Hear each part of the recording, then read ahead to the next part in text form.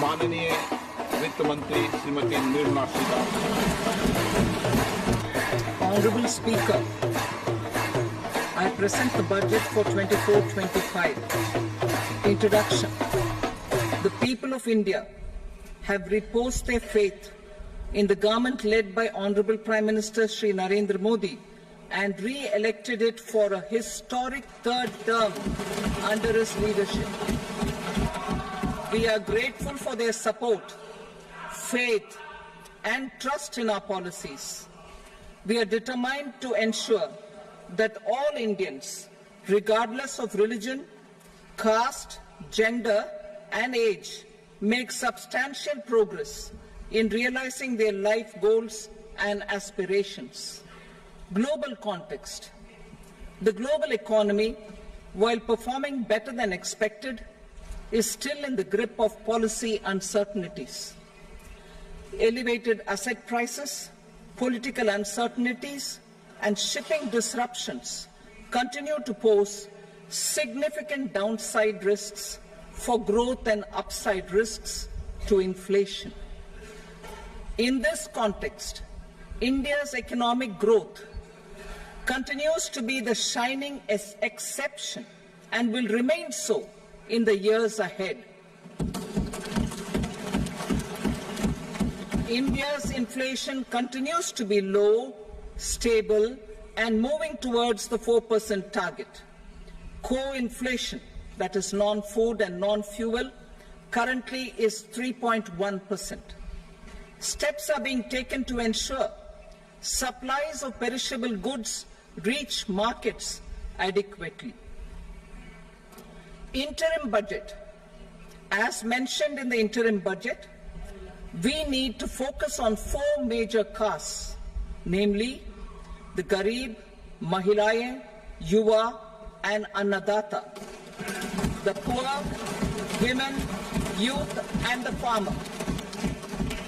For Annadata, we announced higher minimum support prices a month ago for all major crops, delivering on the promise of at least a 50% margin over costs. Pradhan Mantri Garib Kalyan Anna Yojana was extended for 5 years, benefiting more than 80 crore people. Administrative actions for approval and implementation of various schemes announced in the interim budget are well underway. The required allocations have been made. Budget theme. Turning attention to the full year and beyond in this budget, we particularly focus on employment, skilling, MSMEs, and the middle class. I'm happy to announce the Prime Minister's package of 5 schemes and initiatives to facilitate employment, skilling, and other opportunities for 4.1 crore youth over a 5-year period, with a central outlay of 2 lakh crore rupees. I will speak about them shortly, while more details may be seen in the annexure. This year, I've made a provision of 1.48 lakh crore rupees for education, employment, and skilling. Budget priorities.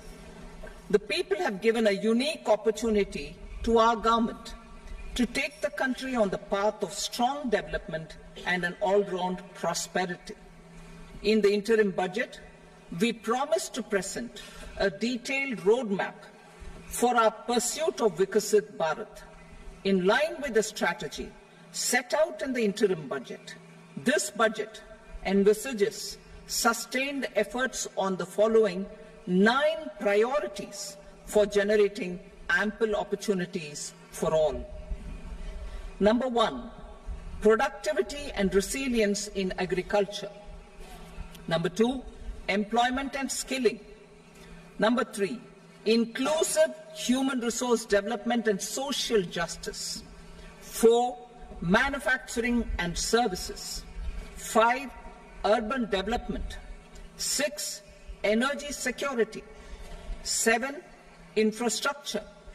8, innovation, research and development.